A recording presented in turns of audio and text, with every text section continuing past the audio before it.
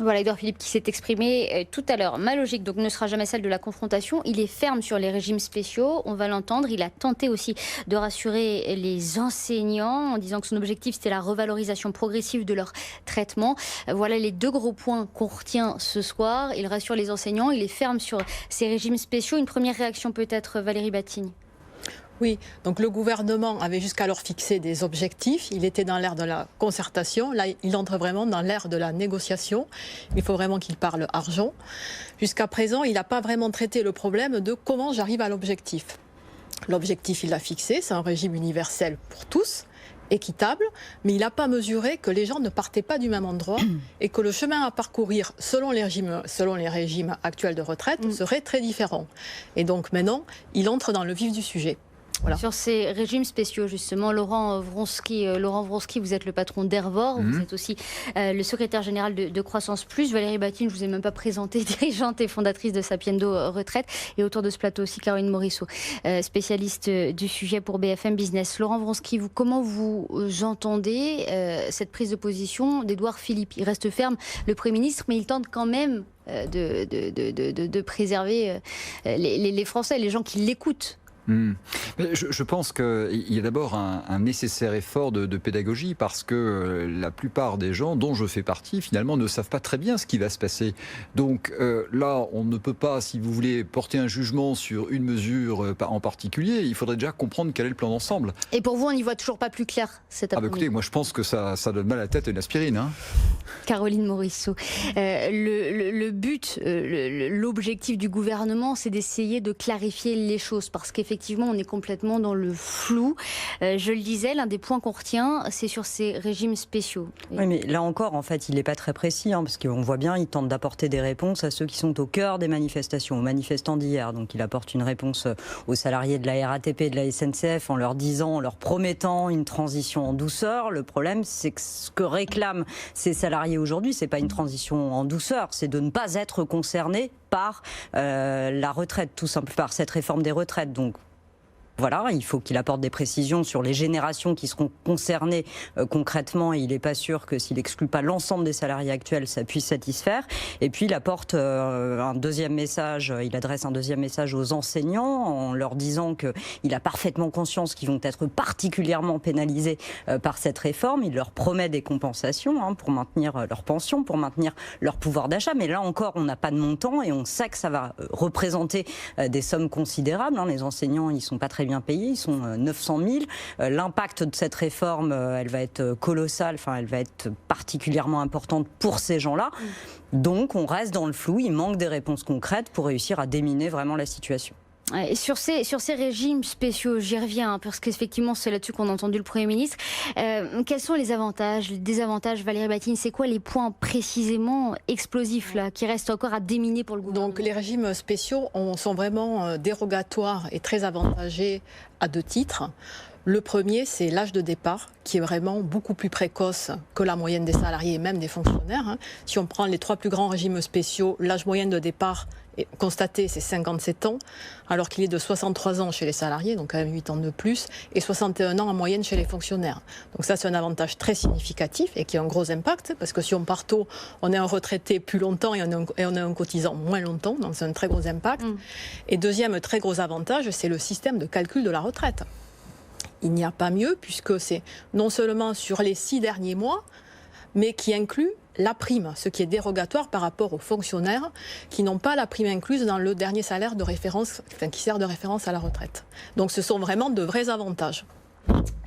Est-ce que la méthode jusqu'ici qui est suivie par le gouvernement est la bonne d'après vous, Valérie Batigny? Puis après, je reviendrai vers vous, Laurent Wronski. Il faut vraiment tenir compte de ces spécificités et se dire que ces personnes-là qui bénéficient de ces avantages ne vont pas les abandonner comme ça. Donc ça, il faut le prendre en compte dans la négociation. Peut-être aurait-il fallu le faire un petit peu avant pour déminer avant. Ouais, Laurent Wronski, patron d'Hervor, je le disais, secrétaire général de Croissance Plus, et aussi d'abord comment vous le vivez, vous, ce qui est en train de se passer au sein de votre entreprise? Nous, on le vit plutôt mal parce que nous avons forcément des collaborateurs qui sont impactés, pour qui c'est très difficile. Moi, je suis à Argenteuil, j'ai des gens qui traversent toute l'île de France pour venir travailler en utilisant les transports en commun. Donc je pense que là, il n'y a pas besoin d'être un grand sioux pour savoir que c'est très dur pour ces gens-là qui ont besoin de travailler. Nous, on est industriels, donc on ne peut pas fabriquer des produits en télétravail. C'est un petit peu compliqué.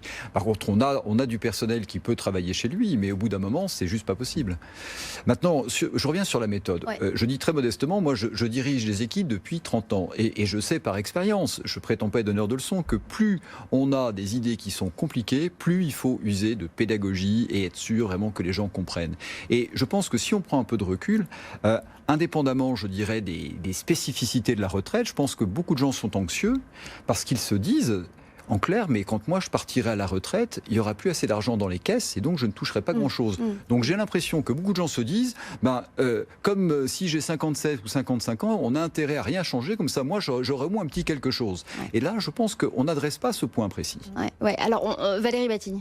Oui, l'enjeu de la réforme, c'est quand même de redonner confiance aux Français dans leur système de retraite. Et la base de la confiance, c'est savoir dire aux cotisants actuels qu'est-ce que j'aurai, quand et combien. Et là, c'est vrai que c'est essentiel, plus clair. C'est essentiel, c'est l'objectif, parce qu'aujourd'hui, il n'y a déjà pas assez de confiance. Donc l'objectif était d'en redonner plus. D'où effectivement cette colère et cette contestation. Caroline Morisseau, on s'acheminerait vers des concessions. C'est ce que vous nous racontez en cette fin de semaine sur BFM Business. 2 types de concessions, c'est ça, le gouvernement est prêt à lâcher du lest. Premièrement, il est prêt à renoncer à toute mesure budgétaire.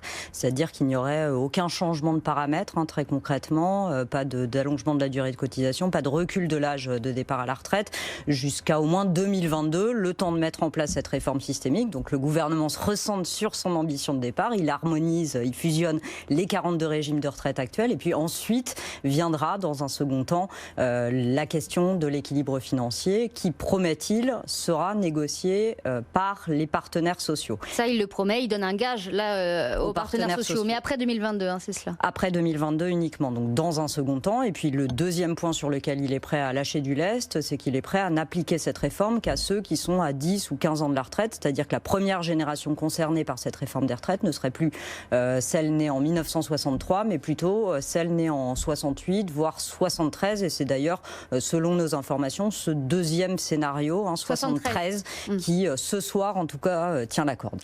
J'ai de la chance, moi je suis né en 63. Laurent Wronski, oui, justement, comment vous analysez ces concessions que le gouvernement s'apprête à faire ?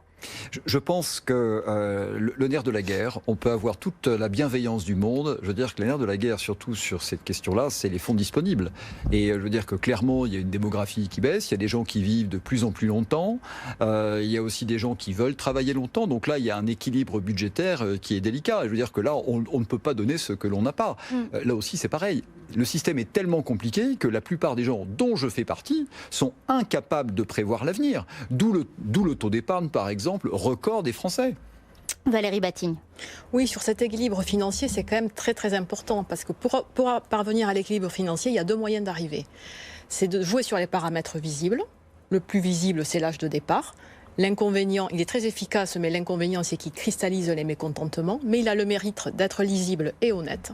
Ouais. Parce que sinon, sur quoi on joue ? On joue sur des paramètres invisibles. Que le public, que les cotisants ne comprennent pas.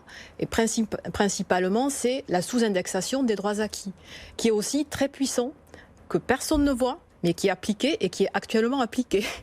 Donc je pense qu'il vaut mieux parfois jouer sur des paramètres visibles et être honnête. Et sinon, on jouera sur des paramètres, mais ce seront des paramètres invisibles et techniques. Sur le recul justement à 73, ce que nous disait Caroline Morisseau. Oui, ça va différer l'impact de la retraite. C'est peut-être l'impact de la réforme, ça peut être psychologiquement plus acceptable pour certains, mais on ne doit pas sacrifier l'objectif de lisibilité du système, qui est pour moi indispensable pour redonner la confiance. Sinon, la réforme n'aura aucun impact ou aucun effet. En tout cas, absolument pas. L'objectif, c'est de redonner confiance. Oui. Laurent Wronski. Oui, je pense que résoudre un problème n'est pas le repousser. Donc si en clair on fait aujourd'hui quelques technicalités et quelques tours de passe-passe politique pour laisser à la prochaine mandature le soin de gérer le problème, ça ne réglera pas le problème. Est-ce que vous avez l'impression que ces annonces, en tout cas ces concessions que le gouvernement s'apprête à faire, est à même d'apaiser la colère ? Laurent Vronsky. Je pense que si vous voulez, ce que l'on vit aujourd'hui cristallise toute une série de mécontentements et de frustrations. C'est pas simplement les retraites. Et donc je pense que le message, il est beaucoup plus large. Et je pense, bien modestement, que sans doute notre gouvernement a sous-estimé la difficulté de faire passer une telle retraite. Je rappelle qu'on a une mandature qui a connu un raz-de-marée politique. On pensait que M. Macron pouvait tout faire passer, que rien ne se passait. Malheureusement, ce n'est pas le cas. Donc aujourd'hui, ce n'est pas que les retraites. Ouais, mais il a clairement manqué de lisibilité. Il y a eu un gros problème de communication. Valérie Batigne, vous vouliez intervenir ? Oui, enfin, je voulais redire l'importance de la lisibilité, de ne pas oublier aussi l'objectif de départ qui est 1 euro cotisé doit donner le même droit pour tous. C'était effectivement ce qu'on Il y a les cotisants qui manifestent, il y a ceux qui ne manifestent pas et qui sont en attente de ça. Donc il faut concilier les deux, c'est ça qui est très difficile. Et pour l'instant, on n'y est point. Est-ce que le régime à points est une bonne chose, Valérie Batigne ? Le régime à points est, je pense, une bonne chose. Alors, il est déjà très utilisé par la grande majorité des régimes actuels. Tous les régimes complémentaires des salariés sont des régimes à points. Les régimes complémentaires des travailleurs non salariés sont des régimes à points. Et s'il n'y en a qu'un, il sera lisible, pareil. On pourra savoir combien vaut le point, comment il est revalorisé, etc. Ce qui rassure, Caroline Morisseau. Ces régimes actuels, justement, qui sont des régimes à points, comme l'Agirc Arrco, etc., sont gérés par les partenaires sociaux. Et ça, c'est de nature à rassurer, parce que ces régimes à points qui ont été gérés depuis des années par les partenaires sociaux, là, on se rend compte que la valeur du point, finalement, n'a jamais baissé, que ça n'a jamais posé aucun problème et qu'ils ont trouvé des solutions qui convenaient à tout le monde. Donc c'est vraiment sur la gouvernance, effectivement, là encore, que le gouvernement va devoir rassurer aussi pour que vraiment on sache si les partenaires sociaux qui jusqu'ici ont plutôt bien géré les choses auront les clés, et ça, ce sera de nature à rassurer. Laurent Vronsky.